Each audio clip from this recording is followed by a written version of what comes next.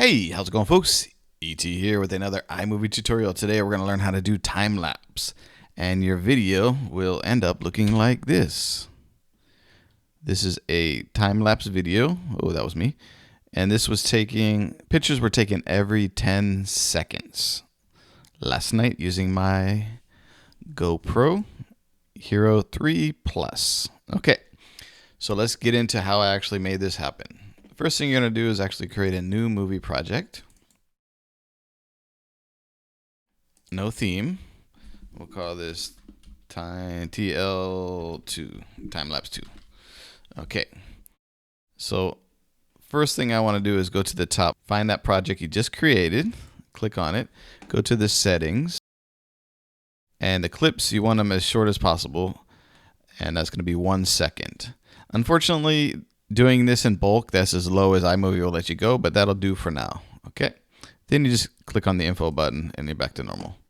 Now we're going to import all those pictures I took. So hit import.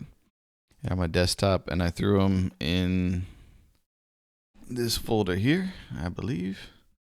So I'm going to click on the top one and the bottom one, hit shift to highlight all of them. I'm going to go ahead and import all of those. Okay, into the project. Now we're gonna go find those pictures. Where did they go? There they are, right there. They're importing. You can see by the not hourglass, I guess, kind of the pie. And I actually might have these. I already have these actually imported, so I'm gonna go ahead and grab them. Hit shift. Click on that one of them. Hit shift. And it'll highlight all of them. Then just drag them into your timeline.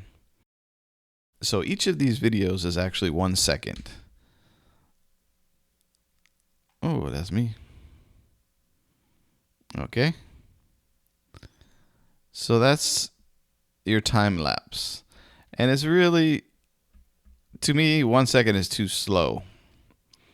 So I want it to be faster. So what you're going to do is you have to actually export this as a movie. Okay, unless you like the speed here. I'm not a fan of the speed. I want it to be faster. So what I do is I actually go to this share and I'm going to export this to the desktop in the best format possible. Going to hit next. And we'll call it TL2. Okay. So we'll let it do its business.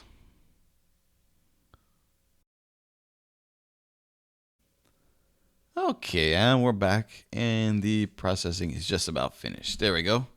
Okay, so now we'll go ahead and just hit that close button for this notification.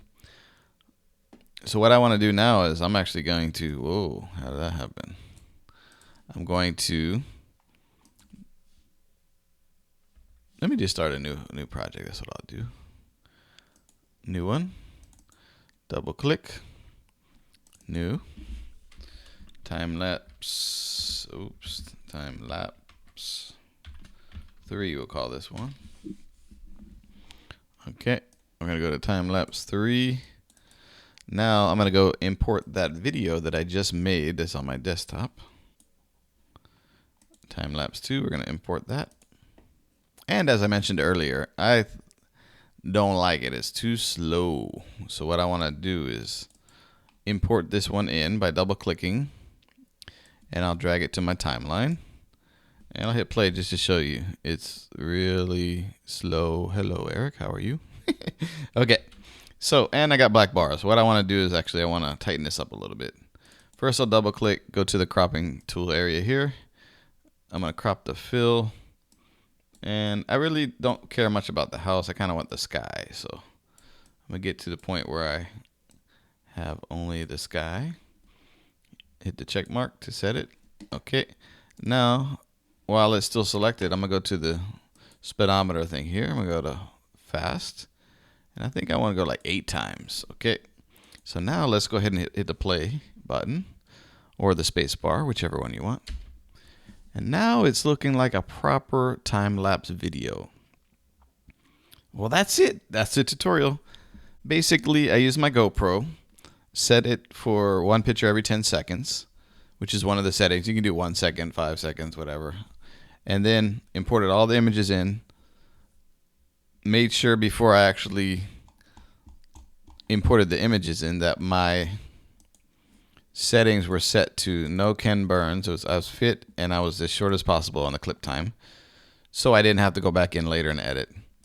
I exported it as a movie and then I re-imported it and then sped it up with the faster thing. We can actually make it shorter too. Ready? There you go. Okay, and I was hoping to catch some lightning, but I think I had my every 10 seconds wasn't good enough. I should have done every second or every 2 seconds, and I might actually caught some of the lightning that was happening. But anyways, it was just an experiment, so I could actually do this tutorial. Again, thanks for watching. Thumbs up, subscribe, all that jazz. Comments, questions in the comments. We'll talk to you next time. Peace and aloha.